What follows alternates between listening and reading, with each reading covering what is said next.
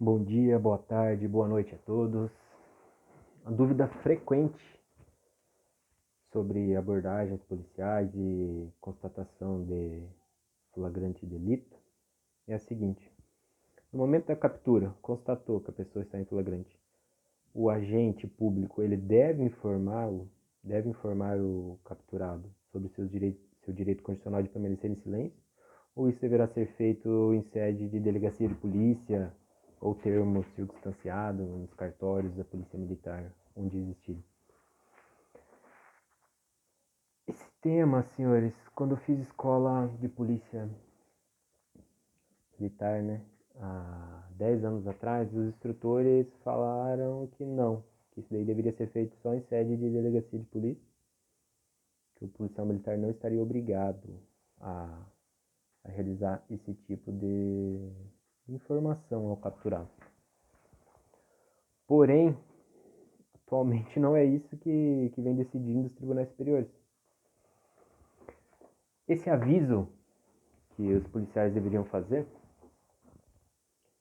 está previsto na Constituição Federal, previsto no artigo 5º, 63, o qual prescreve que o preso será informado de seus direitos, entre os quais o de permanecer calado, sendo-lhe assegurada a assistência da família e do advogado. O direito está aí. A questão seria: policial na rua informa ou o delegado no ADP informa? Senhores, esse aviso, a doutrina chama ele de aviso de Miranda, que o policial deveria informar. Por que aviso de Miranda?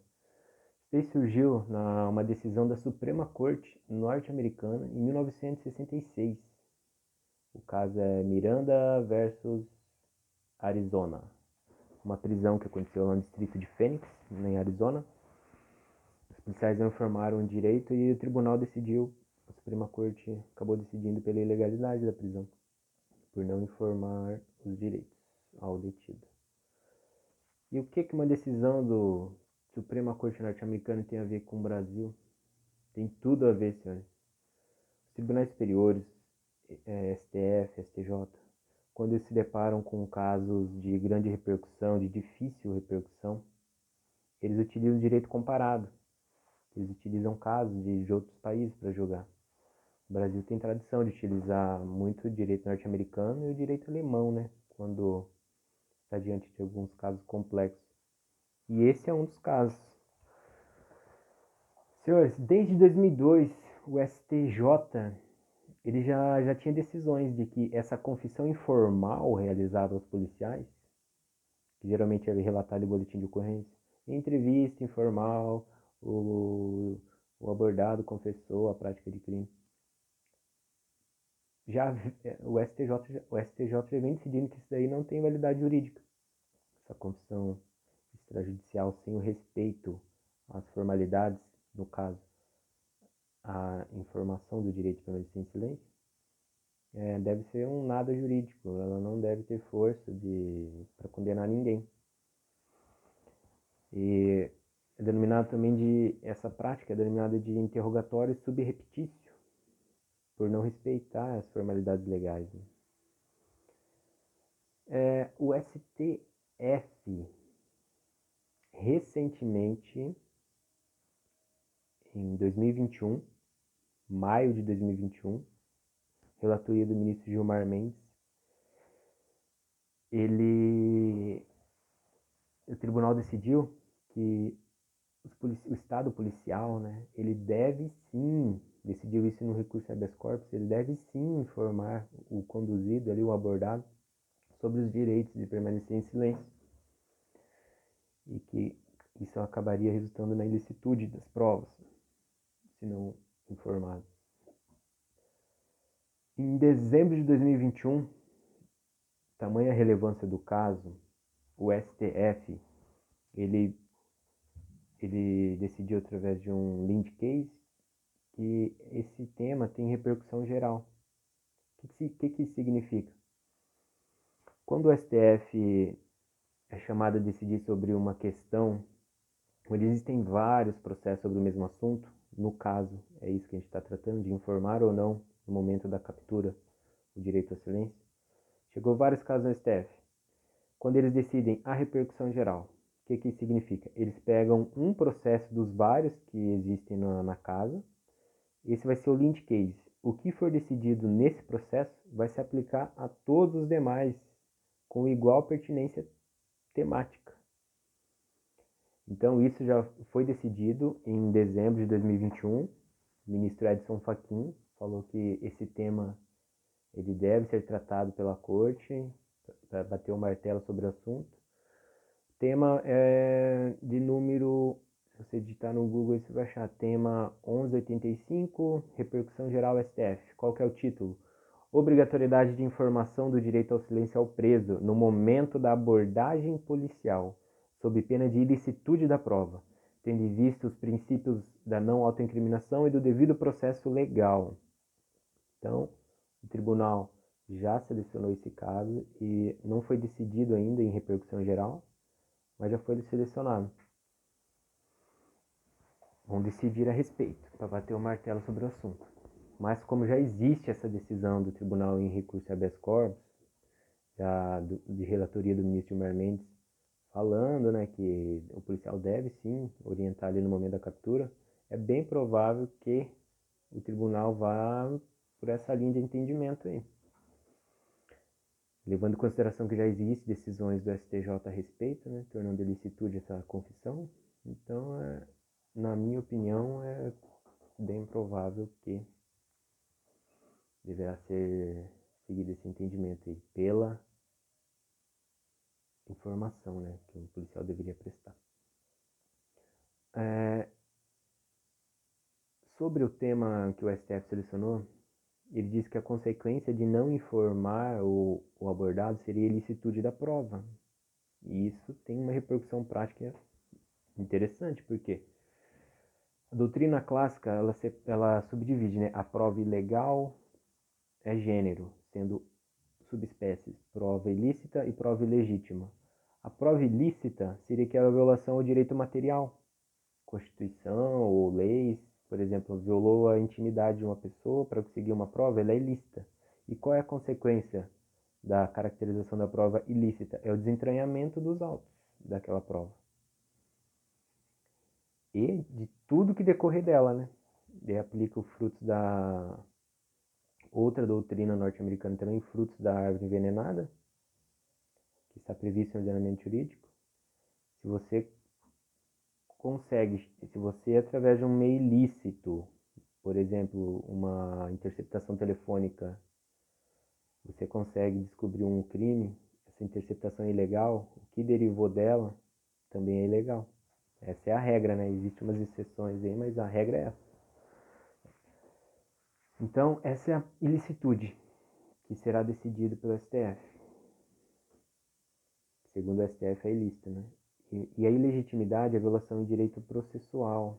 No caso da ilegitimidade, que é uma subespécie da prova ilegal, lembra? Prova ilegal, prova ilícita, prova ilegítima. Ilegítima, violação de direito processual. No caso, a consequência de uma prova ilegítima é a nulidade. Só que a nulidade ela pode ser ponderada entre nulidade absoluta e relativa. E daí aplicam outros princípios também, que o juiz, dependendo da nulidade, o juiz, a prova continua nos autos e pode ser utilizado pelo juiz. Mas nesse caso que nós estamos tratando, sobre informar ou não, seria uma prova ilícita, deveria ser desentranhada. Isso quer dizer que a pessoa vai ser absolvida do determinado imputação de um crime? Depende. Por exemplo, se policiais em abordagem constatam tráfico de drogas, a pessoa estava transportando uma quantidade de droga que sem dúvidas caracterizaria a traficância, e não informam o abordado sobre seu direito ao silêncio, e ele confessa, faz essa confissão subreptícia, ela será absolvida? Claro que vai depender do caso concreto, do entendimento do juiz, mas mesmo se desconsiderar, se o juiz desconsidera essa confissão dele, haverá outros elementos de prova para justa causa para uma condenação. No caso, a droga apreendida. Então, desconsiderando no caso, se houver licitude, desconsidera a confissão, mas há outros elementos de prova, condena. Então, não quer dizer que se você não informar o abordado ali sobre o direito dele, ele vai ser absolvido. Não. Agora, em uma situação, em um caso concreto, em que você só deu a voz de prisão para a pessoa porque ela confessou a prática de um crime sem nenhum outro elemento, sem nenhuma outra fundada suspeita ali do cometimento do crime, é quase certo que o delegado de polícia, como primeiro garantidor dos direitos fundamentais, não irá ratificar a sua voz de prisão. Você deu ali na rua e qual vai ser a consequência? Dependendo do caso, você pode responder algum procedimento administrativo aí ou criminal, né? Que já é mais difícil. Se for hoje em dia, para responder abuso de autoridade, como teve alteração legislativa, no meu entender está até mais difícil. Hoje a pessoa respondeu abuso de autoridade, só fazendo um adendo com essa lei. Porque tem a questão hoje em dia de comprovar o dolo, né? Aquele elemento subjetivo especial ali de causar prejuízo à pessoa e tal. E no caso, se o policial ali na interpretação dele há fundada suspeita, ele não tem todo o conhecimento jurídico para tomar a decisão e encaminha as partes para a delegacia, tem um mínimo ali, né, de fundada suspeita, é difícil ele ser responsabilizado por abuso. Mas é isso, nos próximos boletins de ocorrência que os senhores forem realizar, na própria atuação, abordou a pessoa, constatou a flagrância de determinado crime, acabou. A pessoa está presa, prisão captura, está presa, vai responder por aquilo. Ó, o senhor a partir desse momento está preso por tal crime, eu vou fazer algumas perguntas aqui, o senhor não é obrigado a responder. Se ele responder, daí para frente pode ser utilizado contra ele.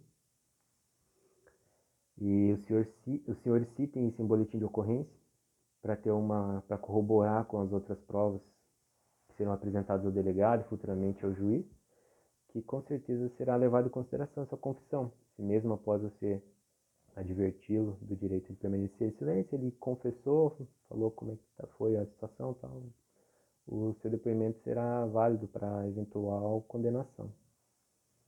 Claro que a defesa vai alegar a forma de voluntariedade dessa confissão, né? Se não foi gravado ali, eles vão falar que provavelmente vão falar que o policial coagiu pela situação e tal, mas a sua parte foi feita. Porque hoje em dia nem o mínimo os policiais estão fazendo, não estão citando em boletim de ocorrência, e isso daí torna inválida qualquer tipo de confissão. Então, tome esses procedimentos aqui para frente, que com certeza é uma atuação mais técnica e que gerará maiores resultados para eventual condenação e responsabilização dos indivíduos. Até mais.